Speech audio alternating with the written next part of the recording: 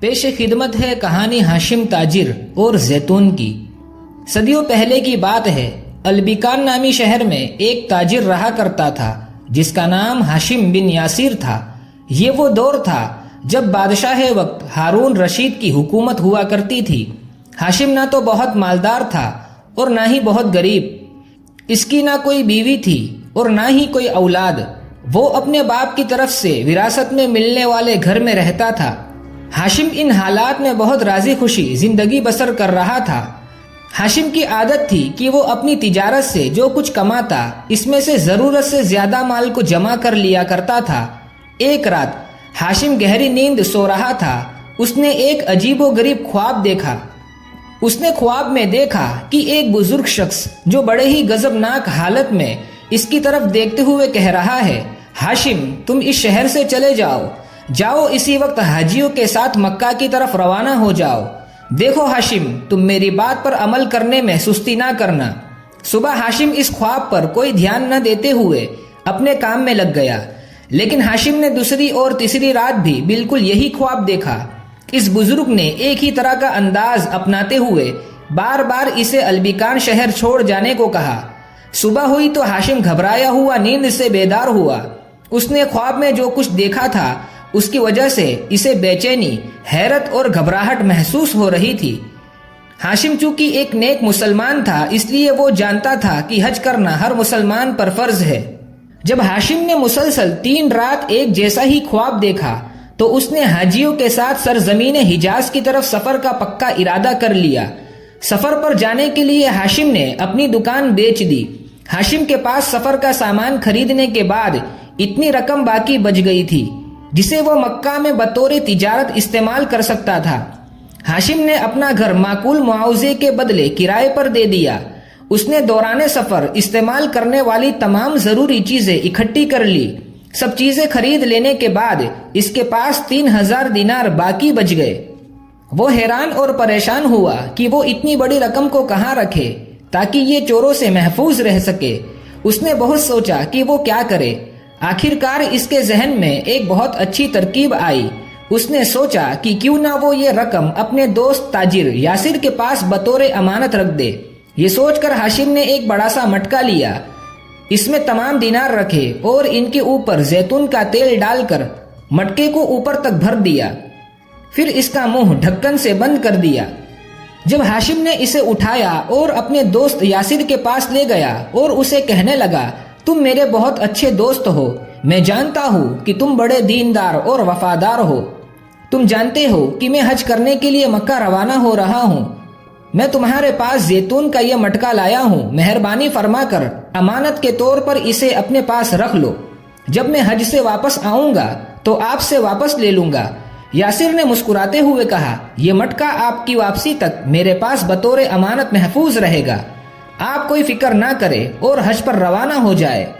پھر یاسر نے اپنے گودام کی چابی ہاشم کو دیتے ہوئے کہا، یہ چابی لیجئے، میرے گودام میں تشریف لے جائیے، جو جگہ آپ کو مناسب لگے یہ مٹکا وہاں رکھ دے، کوئی اس کو ہاتھ بھی نہیں لگائے گا۔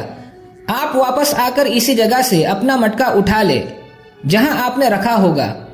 ہاشم نے اس کا شکریہ ادا کیا، اپنا مٹکا اس کے گودام میں رکھا اور چابی اسے واپس کر کے مکہ کو روانہ ہونے والے حاجیوں کے قافلے میں پہنچ گیا۔ حاجیوں کا وہ قافلہ ساری منزلیں طے کرتا ہوا آخر مکہ میں اللہ کے گھر کعبہ پہنچ گیا۔ جب ہاشم حج سے فارغ ہوا تو اس نے اپنا وہ قیمتی اور عمدہ سامان بیچنا شروع کیا جو ہاشم اپنے ساتھ البیکان سے لایا تھا، اور ساتھ ہی وہ مکہ سے کچھ دوسرا سامان بھی خریدنے لگا۔ اس دوران 2 تاجر آئے اور اس کا سامان بڑے غور سے دیکھنے لگے۔ انہیں یہ سامان بہت پسند آیا۔ سامان کی فصاحت دیکھتے ہوئے ایک تاجر اپنے دوسرے ساتھی سے کہنے لگا، اگر یہ تاجر اپنا یہ عمدہ اور نفیس سامان فلا لے جا کر بیچے تو اسے اس مال کی قیمت دوگنی نہیں بلکہ 4 گنا زیادہ ملے۔ ہاشم نے جب دونوں تاجروں کی گفتگو سنی تو اس نے کوفہ جانے کا ارادہ کر لیا تاکہ وہاں جا کر اپنا سامان مہنگے داموں میں بیچ کر خوب منافع کما سکے۔ حج کا فریضہ ادا کرنے کے بعد جب حاجیوں کے قافلے اپنے اپنے ملک کی طرف روانہ ہونے لگے تو ہاشم البیکان جانے والے قافلے کے ہمراہ نہ ہوا بلکہ وہ کوفہ کی طرف جانے والے قافلے کے ساتھ روانہ ہو گیا۔ اس طرح وہ کوفہ سے ہوتا ہوا دمشق اور دمشق سے ایران پہنچ گیا۔ اسی سفر میں پورے 3 سال کا عرصہ بیت گیا۔ ایک رات وہ تاجر جس کے پاس ہاشم نے زیتون کا مٹکا بطور امانت رکھا تھا، اپنی بیوی کے ساتھ چہل قدمی کے لیے گھر سے نکلا۔ دونوں میاں بیوی آپس میں باتیں کرتے جا رہے تھے۔ بیوی نے اپنے شوہر یاسر سے فرمائش کرتے ہوئے کہا، آج زیتون کھانے کو میرا بہت جی چاہ رہا ہے۔ عرصے دراز سے زیتون ہمارے گھر میں ختم ہو چکا ہے۔ یاسر نے اپنی چہیتی بیوی سے کہا، تیری بات سے مجھے یاد آیا کہ میرا دوست ہاشم مکہ جانے سے پہلے زیتون کا ایک مٹکا ہمارے گودام میں رکھ گیا تھا۔ 3 سال ہو گئے ہیں لیکن وہ ابھی تک واپس نہیں آیا۔ پتہ نہیں وہ اتنی طویل مدت سے کیوں غائب ہے۔ ابھی تک واپس کیوں نہیں آیا؟ بیوی نے پوچھا۔ یاسر کہنے لگا، ایک تاجر جو ہاشم کے ساتھ حج پر گیا تھا اس نے بتایا ہے کہ ہاشم سفر کرتے کرتے مصر چلا گیا ہے۔ اس کے بعد اس کا کوئی پتہ نہیں چلا کہ اس کے ساتھ کیا بیتی۔ یاسر کہنے لگا، وہ زیتون کا مٹکا میں تجھے لا کر دیتا ہوں جو ہاشم ہمارے گودام میں بطور امانت رکھ گیا تھا۔ اگر زیتون ابھی تک خراب نہیں ہوا ہو تو ہم اسے مزے سے کھا سکتے ہیں۔ بیوی نے کہا، ہاشم کا زیتون؟ نہ بھائی نہ، میں یہ زیتون نہیں کھاؤں گی، بلکہ میں تجھے بھی یہ کہتی ہوں کہ زیتون کو ہاتھ نہ لگانا جسے اس نے آپ کے پاس بطور امانت رکھا ہے۔ آپ نے اگر اس میں سے کچھ زیتون لے لیا تو آپ یقیناً خیانت کا ارتکاب کریں گے، اور مجھے یہ بالکل پسند نہیں کہ آپ خیانت کا ارتکاب کریں۔ ہاشم اگر 3 سال سے غائب ہے تو اس کا یہ مطلب ہرگز نہیں کہ وہ مر گیا ہے۔ آپ کو ایک حاجی نے بتایا تھا کہ ہاشم مصر چلا گیا تھا۔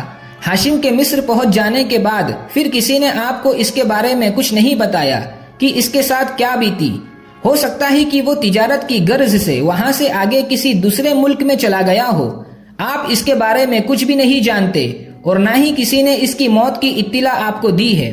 میں تو کہتی ہوں کہ آپ اس کی امانت کو ہرگز ہاتھ بھی نہ لگائے، بلکہ اس کے واپس آنے تک اس امانت کی حفاظت کرے۔ کیا معلوم کہ وہ کل ہی آ جائے یا پرسوں۔ اگر وہ آ گیا اور آپ نے اس کی امانت میں خیانت کر لی تو اسے کیا جواب دو گے؟ آپ اللہ سے اس شیطانی سوچ پر معافی مانگے، ورنہ اللہ سے نہ ڈرنے والوں کا انجام بہت برا ہوتا ہے۔ تاجر اپنی بیوی کی نصیحت کو ماننے کے لیے تیار نہ ہوا۔ یاسر نے اپنے گودام میں جا کر زیتون کے مٹکے کا منہ کھولنے کا ارادہ کر لیا۔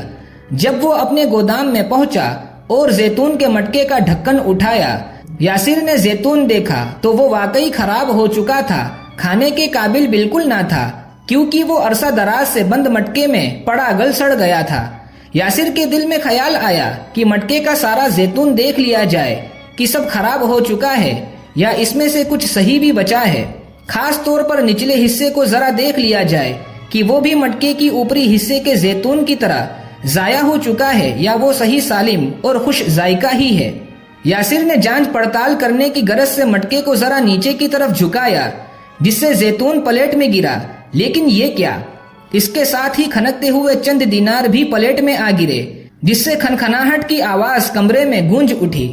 یاسر نے جب پلیٹ میں دینار گرتے ہوئے دیکھے اور ان کی آواز سنی تو اس کی خوشی کی کوئی انتہا نہ رہی۔ وہ خوشی سے بے قابو ہوتے ہوئے مٹکے کے اندر جھانکنے لگا۔ وہ یہ دیکھ کر خوشی سے پاگل ہو گیا کہ ہاشم نے تو مٹکے میں کافی مقدار میں دینار رکھے ہوئے ہیں، جبکہ زیتون تو بس انہیں چھپانے کے لیے اوپر ڈالا گیا ہے۔ یاسر نے جلدی جلدی زیتون اور دینار اٹھا کر دوبارہ مٹکے میں ڈال دیے اور پہلے کی طرح اس کا منہ اچھی طرح بند کر دیا۔ پھر کچھ سوچتا ہوا واپس اپنے گھر آ گیا۔ آتے ہی اپنی بیوی سے کہنے لگا، تم واقعی سچ کہتی تھی، زیتون بالکل خراب ہو چکا ہے۔ میں نے مٹکا اسی طرح بند کر دیا ہے جس طرح وہ پہلے تھا۔ ہاشم جب واپس آئے گا تو اس کو اس کی امانت لوٹا دوں گا۔ یہ بات سن کر بیوی نے یاسر سے کہا، کاش تم میری بات کو سچ مان لیتے، تم مٹکے کو نہ کھولتے۔ آپ نے مٹکے کو کھول کر بہت بڑی غلطی کی ہے۔ میں اللہ سے دعا کرتی ہوں کہ آپ کی اس خطا کو معاف کر دے۔ یاسر نے اپنی بیوی کے باتوں کی کوئی پرواہ نہ کی، بلکہ ہاشم کے مٹکے میں جو دینار پڑے ہوئے تھے، اب انہیں قابو کرنے کا بھوت ہر طرح سے اس کے ذہن پر سوار تھا۔ یاسر کی بے پناہ خوشی نے اسے اس امانت میں خیانت کے جرم کی غلاظت کو فراموش کر دیا تھا۔ یاسر رات بھر سوچتا رہا کہ وہ ان دیناروں کو کس طرح ہتھیا لے کہ ہاشم کو مٹکا کھولنے کی کانوں کان خبر بھی نہ ہو سکے۔ ساری رات شیطانی ترکیبیں سوچتے گزر گئی۔ صبح ہوئی تو یاسر اپنے گھر سے جلدی جلدی نکلا، بازار پہنچا، زیتون خریدا تاکہ ہاشم کا مٹکا تازہ زیتون سے بھر دے۔ پھر اپنے گودام میں گیا، مٹکے کا منہ کھولا اور اس میں سے دینار نکال کر محفوظ کر لیا۔ اب مٹکے کا سارا خراب زیتون نکال دیا اور بازار سے خریدا ہوا تازہ زیتون اس میں ڈال دیا۔ اس کام سے فارغ ہو کر پہلے کی طرح مٹکے کا منہ بند کیا اور اسے اس جگہ رکھ دیا جہاں ہاشم رکھ کر گیا تھا۔ یاسر نے امانت میں خیانت کے انجام کے بارے میں سوچا ہی نہ تھا۔ وہ شیطان کے پیچھے ایسا لگا کہ اللہ کے غضب، لوگوں کی ناراضگی اور معاشرے میں بدنام ہو جانے سے بالکل بھی خوف زدہ نہ ہوا۔ اس جرم کو کیے ابھی 1 مہینہ ہی گزرا تھا کہ لمبے وقت کے بعد ایک دن اچانک ہاشم اپنے سفر سے واپس البیکان پہنچ گیا، چونکہ اس نے اپنا گھر کرائے پر دے دیا تھا۔ جب ہاشم اپنے سفر سے واپس آیا تو وہ اپنے گھر رات نہیں گزار سکتا تھا، کیونکہ وہاں کرایہ دار رہائش پذیر تھے۔ اس نے مکان خالی ہونے تک ہوٹل میں ایک کمرہ کرائے پر لے لیا۔ دوسرے دن ہاشم اپنے دوست تاجر یاسر سے ملنے گیا۔ جب یاسر نے ہاشم کو دیکھا تو مارے خوشی کا اظہار کرتے ہوئے آگے بڑھا۔ لمبے عرصے کے بعد صحیح سالم واپس آنے پر مبارکباد دیتے ہوئے یاسر کہنے لگا، ہم آپ کے لمبے وقت تک غائب رہنے سے پریشان ہو گئے تھے۔ آپ تو بالکل ٹھیک ٹھاک ہے اور ہمارے درمیان موجود ہے۔ جب ہاشم اپنے دوست سے ملا اور اس کا دوستانہ رویہ دیکھا تو اس پر اس کا شکر ادا کیا۔ ہاشم نے یاسر سے پوچھا، شاید آپ کو زیتون کا وہ مٹکا یاد ہوگا جو سفر پر جانے سے پہلے میں آپ کے ہاتھ چھوڑ گیا تھا۔ کیا آپ وہ مٹکا مجھے واپس کر کے شکریہ کا موقع دیں گے؟ میں زندگی بھر آپ کے حسن سلوک اور نیکی کو بھولوں گا نہیں۔ یاسر نے جواب دیا، آپ کا مٹکا بالکل اسی جگہ پڑا ہے جہاں آپ سفر پر جانے سے پہلے اپنے ہاتھوں سے رکھ کر گئے تھے۔ کسی نے اسے ہاتھ تک نہیں لگایا۔ یہ چابی لیجئے، جس طرح آپ نے ہاتھوں سے رکھا ویسے ہی وہاں سے اٹھا لیجئے۔ ہاشم نے اپنا مٹکا اٹھایا اور ہوٹل کی طرف چل پڑا۔ ہاشم نے ہوٹل پہنچ کر اپنے کمرے میں بیٹھ کر مٹکے کا منہ کھولا۔ مٹکے میں سے تھوڑا سا زیتون نکالنے کے بعد دیکھا تو اسے اپنے دینار دکھائی نہ دیے۔ وہ حیران اور پریشان ہوا، اس سے صبر نہ ہو سکا تو اس نے سارا مٹکا پلٹ دیا، جس سے مٹکے کا سارا زیتون زمین پر آ گرا، لیکن اسے ایک بھی دینار دکھائی نہیں دیا۔ ہاشم اس صورتحال سے بہت غمگین ہوا اور سوچنے لگا، مجھے اس شخص نے بہت بڑا دھوکہ دیا ہے۔ میں اسے امانت دار سمجھتا تھا، یہ تو چور اور دھوکے باز نکلا۔ اسے تو امانت کے حق کا خیال تک نہیں رہا۔ ہاشم یاسر کے پاس فوری طور پر پہنچا۔ ہاشم نے یاسر سے کہا، بھائی زیتون کا مٹکا تو بالکل وہی تھا جو میں نے اپنے ہاتھوں سے آپ کے گودام میں رکھا، لیکن میں نے اسی پوری طرح زیتون سے نہیں بھرا تھا، بلکہ میں نے 3000 سونے کے دینار اس میں رکھے تھے، باقی میں نے زیتون ڈال کر اسے بھر دیا تھا۔ جب میں نے مٹکا آپ کے گودام سے لے جا کر الٹ کر دیکھا تو مجھے اس میں سے دینار نہیں ملے۔ میں نے اپنے دل میں سوچا کہ شاید میرے بعد تمہیں ہو سکتا ہے کوئی بہت ضرورت پڑ گئی ہو اور تم نے مٹکے سے وہ دینار لے لیے ہو۔ اگر کوئی ایسی بات ہوئی ہے تو مجھے بتا دو، تم میرے دوست ہو، میں برا نہیں مانوں گا، بلکہ مجھے خوشی ہوگی کہ میں مصیبت کے وقت اپنے دوست کے کام آیا ہوں۔ یاسر خوب اچھی طرح جانتا تھا کہ جب ہاشم مٹکا کھولے گا اور اسے اپنے دینار نہیں ملیں گے تو وہ فوری طور پر اس کے پاس آ جائے گا۔ اس نے خوب اچھی طرح سوچ لیا تھا کہ ہاشم کو تسلی دلانے کے لیے اس نے کیا جواب دینا ہے۔ اس نے غور سے ہاشم کی طرف دیکھا اور کہا، میرے سوال کا جواب دے، جب تم اپنا مٹکا میرے پاس لائے تھے کیا میں نے مٹکے کو ہاتھ لگایا تھا؟ کیا میں نے اپنے گودام کی چابی تمہیں سپرد نہیں کی تھی؟ کیا میں نے نہیں کہا تھا کہ تم جس جگہ چاہے اپنے ہاتھ سے وہاں یہ مٹکا رکھ دے؟ پھر جب تم سفر سے واپس آئے تو کیا میں نے تم سے یہ نہیں پوچھا کہ تمہیں اپنا مٹکا کہاں سے ملا؟ کیا تمہیں اسی حالت میں وہ مٹکا وہاں سے نہیں ملا کہ جس حالت میں تم وہاں رکھ گئے تھے؟ اس مٹکے کو کسی انسان نے ہاتھ تک نہیں لگایا۔ کیا اس کا ڈھکن تبدیل ہوا؟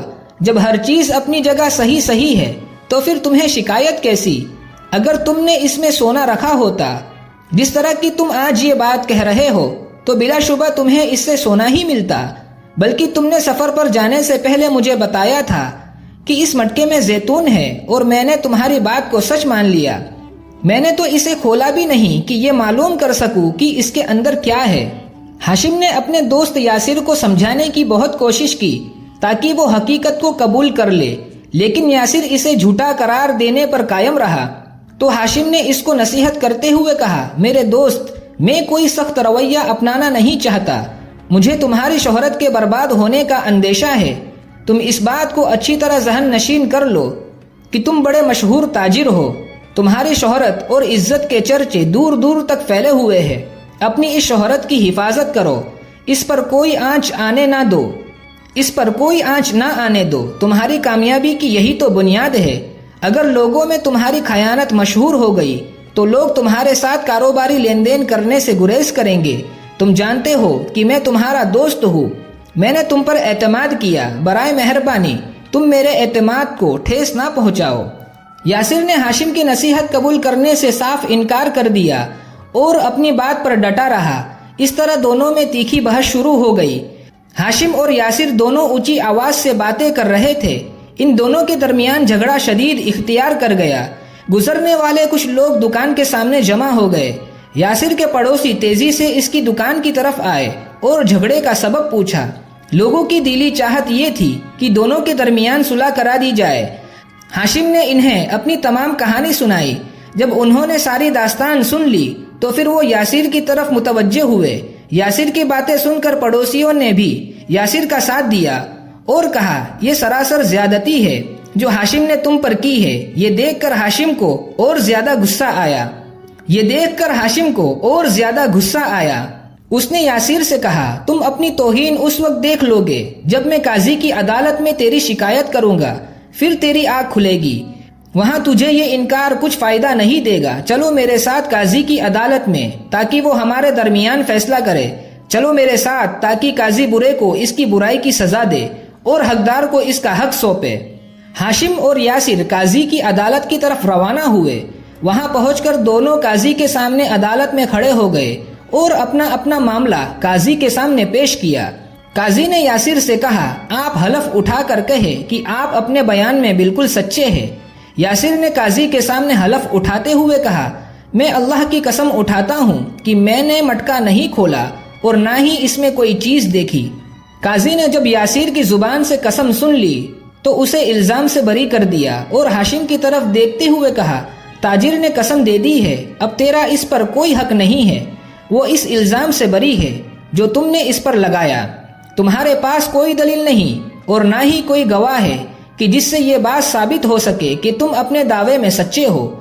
ہاشم قاضی کا فیصلہ سن کر بہت ناراض ہوا اور کہنے لگا، جناب عالی، اس نے میرا مال چرایا ہے۔ ہاشم قاضی کا فیصلہ سن کر بہت ناراض ہوا اور کہنے لگا، جناب عالی، اس نے میرا مال چرایا ہے، یہ بری کیسے ہو سکتا ہے؟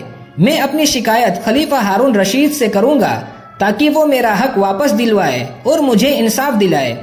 اس طرح ہاشم نے اپنی شکایت خلیفہ ہارون رشید کے دربار میں لکھ بھیجی۔ خلیفہ ہارون رشید کی یہ عادت تھی کہ وہ رات کے وقت چند افراد کے ہمراہ تاجروں کا بھیس بدل کر شہر میں چکر لگایا کرتے تھے تاکہ بذات خود اپنی رعایا کے حالات معلوم کر سکے۔ خلیفہ ایک شام اپنے وزیر اور قریبیوں کے ساتھ شہر کے گشت پر نکلے۔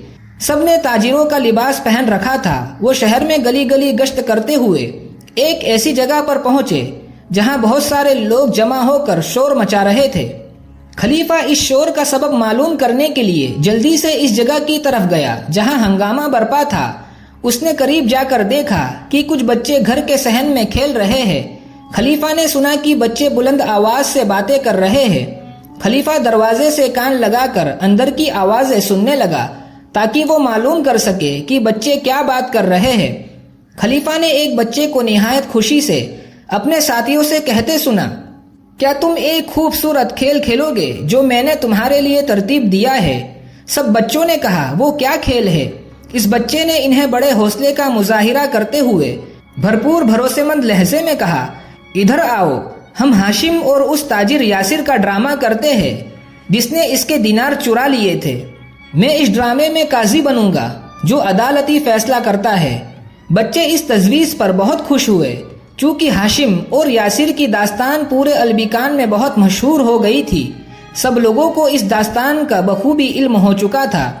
جب خلیفہ نے ان کی یہ بات سنی تو اسے ہاشم کی وہ شکایت یاد آ گئی جو اس نے تھوڑا ہی عرصہ پہلے اس کی خدمت میں پیش کی تھی۔ خلیفہ وہاں رک گیا تاکہ وہ اپنی آنکھوں سے دیکھ سکے کہ بچے اس داستان کو ڈرامے کی صورت میں کس طرح پیش کرتے ہیں۔ اس نے مکمل خاموشی اختیار کی تاکہ وہ اس بچے کا فیصلہ سنے جس نے ڈرامے میں قاضی کا روپ اوڑھ رکھا ہے۔ بچوں کے قاضی نے اپنے ساتھیوں میں سے ہر ایک کو ایک ایک کردار سونپا۔ تمام ساتھی اس کے انتخاب پر بہت خوش ہوئے۔ جب وہ ساتھیوں کو کردار سونپنے سے فارغ ہوا تو وہ ان کے درمیان کرسی پر بیٹھ گیا اور اعلان کیا کہ اب عدالت شروع ہو چکی ہے۔ بچے نے پورا کردار اور کھیل کھیل میں بتایا کہ فیصلہ کس طرح کیا جاتا ہے۔ بچوں کے اس کھیل کو دیکھ کر خلیفہ کو سارا منظر سمجھ آ گیا۔ اس نے ہاشم اور یاسر کے اس واقعے کو پوری طرح سے سمجھ لیا تھا۔ خلیفہ اس بچے کی ذہانت کو دیکھ کر حیرت زدہ رہ گیا۔ اس نے قاضی کا کردار بڑی ذہانت اور ذمہ داری سے ادا کیا تھا اور اس نے دو جھگڑنے والوں کے درمیان انتہائی دانش مندی سے فیصلہ سنا دیا تھا۔ خلیفہ اپنے وزیر کی طرف متوجہ ہو کر بولا، کیا آپ کو معلوم ہے کہ ہاشم نے ایک درخواست دی ہے جس میں کچھ اسی قسم کی شکایت کا تذکرہ کیا ہے؟ کل میں نے فیصلہ سنانا ہے۔ اس بچے نے تو مجھے یہ راستہ بتایا کہ میں نے ہاشم اور یاسر کے درمیان کس طرح فیصلہ سنانا ہے۔ پھر اس نے اپنے وزیر کو حکم دیا کہ کل اس ننھے قاضی کو بھی یہاں بلا دیا جائے تاکہ وہ میرے سامنے ہاشم اور تاجر یاسر کے درمیان فیصلہ سنائے، اور ہاں، اس اصلی قاضی کو بھی بلا لانا جس نے دونوں کے درمیان فیصلہ کراتے ہوئے یاسر کو بری کر دیا تھا، تاکہ وہ بھی دیکھ لے کہ یہ بچہ دو جھگڑنے والوں کے درمیان کس طرح فیصلہ کرتا ہے۔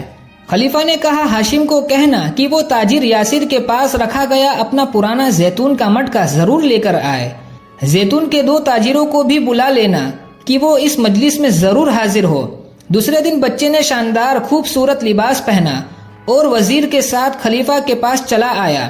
جب بچہ خلیفہ کے سامنے کھڑا ہوا تو اس پر شدید خوف طاری تھا۔ خلیفہ نے اسے دیکھا تو مسکرایا اور اسے اطمینان دلایا۔ یوں بچے کا خوف جاتا رہا۔ پھر خلیفہ نے اسے کہا، پیارے بیٹے، میرے قریب آؤ اور ڈرو نہیں، اور مزید کہا، بیٹا، کل رات جو تو نے بچوں کے درمیان فیصلہ کیا تھا مجھے بہت ہی پسند آیا۔ بیٹا، کیا تم نے ہی قاضی کا کردار ادا کیا تھا؟ بچے نے بڑے ہی ادب و احترام کے ساتھ کہا، جی ہاں۔ خلیفہ نے کہا، مجھے تیری ذہانت دیکھ کر بہت خوشی ہوئی۔ میں چاہتا ہوں کہ اس کا فیصلہ میری موجودگی میں تم بالکل اسی طرح کرو جس طرح تم نے کل فیصلہ کیا تھا۔ کل تم نے ڈرامہ کیا تھا اور آج تم اصلی فیصلہ سناؤ۔ کل دو بچوں نے ہاشم اور یاسر کا کردار ادا کیا تھا اور آج اصلی ہاشم اور یاسر ہماری عدالت میں حاضر ہوں گے۔ آج میرے پاس بیٹھو اور اپنی دانش مندی کا مظاہرہ کرتے ہوئے فیصلہ سناؤ۔ بادشاہ کا دربار سج گیا، ہر طرف دربان کھڑے تھے۔ بادشاہ کے حکم سے بچوں کا قاضی خلیفہ کے پہلو میں بیٹھ گیا۔ پھر خلیفہ ہارون رشید نے اس قاضی کو بھی بلا لیا جس نے یاسر کو بری کر دیا تھا۔ اسی طرح ہاشم اور یاسر کو بھی بلا لیا گیا اور ساتھ زیتون کے دو تاجر بھی بلا لیے گئے۔ جب وہ سب حاضر ہو گئے تو خلیفہ نے ان کی طرف دیکھا اور کہا، تم میں سے ہر شخص اپنی شکایت اس بچے کے سامنے پیش کرے۔ یہ بچہ تمہارے درمیان تمہاری شکایت کا فیصلہ کرے گا، تمہارے جھگڑے نپٹائے گا اور تمہارے درمیان فیصلہ کرے گا۔ اگر یہ فیصلہ کرنے میں بے بس دکھائی دیا تو پھر میں تمہارے درمیان فیصلہ کروں گا۔ ہاشم نے اپنی شکایت پیش کی تو تاجر یاسر نے اپنا دفاع دیا۔ جب یاسر نے اپنی بے گناہی کو ثابت کرنے کے لیے قسم کھانے کا ارادہ ظاہر کیا تو بچے نے یاسر سے کہا، ہمیں آپ سے قسم لینے کی کوئی ضرورت نہیں۔ پھر بچے نے کہا، زیتون کا مٹکا کہاں ہے؟ میں اسے دیکھنا چاہتا ہوں۔ ہاشم نے زیتون کا مٹکا پیش کر دیا۔ بچے نے یاسر کی طرف دیکھا اور اس سے پوچھا، کیا زیتون کا مٹکا یہی ہے جسے ہاشم نے سفر پر جانے سے پہلے تیرے پاس بطور امانت رکھا تھا؟ یاسر نے کہا، ہاں یہ وہی ہے۔ بچے نے اس کا منہ کھولنے کا حکم دیا۔ پھر خلیفہ نے اس میں پڑا ہوا زیتون دیکھا، تھوڑا سا زیتون لے کر کھایا۔ وہ جان گیا کہ یہ زیتون تھوڑا عرصہ پہلے اس مٹکے میں ڈالا گیا ہے۔ بچے نے زیتون کے دو تاجروں کو آواز دی تاکہ وہ مٹکے میں پڑے ہوئے زیتون کا اچھی طرح جائزہ لے۔ ان دونوں نے جانچ پڑتال اور معائنہ کرنے کے بعد کہا، یہ زیتون اس مٹکے میں اسی سال کسی وقت ڈالا گیا ہے۔ بچے نے زیتون کے دونوں تاجروں سے کہا، اپنی بات کو ثابت کرنا تمہارا فرض ہے۔ دونوں تاجروں نے کہا، ہمیں اس میں کوئی شک و شبہ نہیں ہے۔ بچے نے دونوں سے کہا، ہاشم کہتا ہے کہ اس نے اس مٹکے میں کئی سال پہلے زیتون رکھا تھا۔ تم کیسے یہ کہتے ہو کہ یہ زیتون اسی سال اس مٹکے میں رکھا گیا ہے؟ دونوں تاجروں نے کہا، پرانا زیتون نکال کر نیا زیتون ڈالا گیا ہے۔ جب یاسر نے یہ بات سنی تو وہ جان گیا کہ تہمت اس پر مقدر ہو چکی ہے، اس کی خیانت سے پردہ ہٹ گیا ہے۔ اس نے خلیفہ کے سامنے ہاتھ جوڑتے ہوئے اپنے جرم کی معافی مانگی۔ بچے نے کل رات کی طرح فیصلہ نہیں سنایا بلکہ خاموش رہا۔ اس نے خلیفہ سے عرض کی کہ گزشتہ رات تو میں اپنے ساتھیوں کے ساتھ ہنسی مذاق کر رہا تھا، میں نے سزا دینے کا حکم صادر کر دیا تھا مگر اس کی کوئی حیثیت نہ تھی، لیکن آج معاملہ سنگین ہے، کوئی مذاق نہیں ہے۔ مجھے کسی کے بارے میں موت اور حیات کا فیصلہ کرنے کا کوئی حق نہیں ہے، یہ کام آپ کا ہے۔ آپ جس طرح مناسب سمجھتے ہیں فیصلہ صادر فرما دے، چاہے تو تختہ دار پر لٹکا دے اور چاہے تو اس کا جرم معاف کر دے۔ خلیفہ نے یاسر سے پوچھا، تم نے ہاشم کے دینار کہاں چھپا رکھے ہیں؟ یاسر نے وہ جگہ بتا دی جہاں اس نے دینار چھپائے تھے۔ خلیفہ نے اپنے ایک سپاہی کو وہاں سے دینار اٹھا لانے کا حکم دیا۔ خلیفہ نے برآمد شدہ وہ دینار ہاشم کے سپرد کر دیے۔ ہاشم اپنے دینار حاصل کر کے بڑا خوش ہوا۔ خلیفہ نے یاسر کو اس کے جرم کی سزا میں پھانسی دینے کا حکم نافذ فرما دیا۔ یاسر کو اپنی خیانت پر اس وقت ندامت ہوئی مگر اس وقت ندامت کا کوئی فائدہ نہ ہوا۔ اس کو اپنی بیوی کی وہ نصیحت یاد آئی، وہ اللہ کی ناراضگی اور لوگوں میں رسوائی کو یاد کر کے بہت رویا، بار بار معافی طلب کی لیکن خلیفہ نے اسے معاف نہ کیا۔ جب یاسر کو خلیفہ کے حکم کے مطابق پھانسی دی گئی تو اسے اپنے جھوٹ اور خیانت کی سزا ذلت آموز موت کی صورت میں مل گئی، اور لوگوں کو پتہ چل گیا کہ اگر اس میں سے کسی نے کسی دوسرے کے ساتھ خیانت، دھوکہ دڑی یا بددیانتی کی تو اس کا بھی ایسا ہی انجام ہوگا۔ خلیفہ نے اس معاملے کے فیصلے کے دوران بچے کی ذہانت کو دیکھ کر اس کی تعریف کی اور اس کی دور اندیشی اور فیصلہ سناتے وقت خود اعتمادی دیکھ کر بہت خوش ہوا۔ اس نے 100 دینار کی تھیلی اس بچے کو بطور انعام دی اور پھر خلیفہ نے اس قاضی کی طرف دیکھا جس نے یاسر کو بری کر دیا تھا اور کہا، آپ نے دیکھا کہ اس بچے نے کس انداز میں اپنی ذہانت کا ثبوت دیتے ہوئے تاجر کی خیانت کو سب پر ظاہر کر دیا جس کو تم نے بری کر دیا تھا۔ قاضی نے خلیفہ کی خدمت میں معذرت پیش کی اور اس بات کا اعتراف کیا کہ واقعی بچے نے کمال انداز میں اپنی ذہانت کا مظاہرہ پیش کیا۔ تو یہ کہانی تھی ہاشم اور بے ایمان یاسر کی۔ کسی کے ساتھ کیا ہوا دھوکہ آج نہیں تو کل ذلت اور رسوائی کا سبب ضرور بنتا ہے۔ امانت میں خیانت کرنا سب سے بڑا جرم ہے۔ امید ہے کہ یہ کہانی آپ کو اچھی لگی ہوگی۔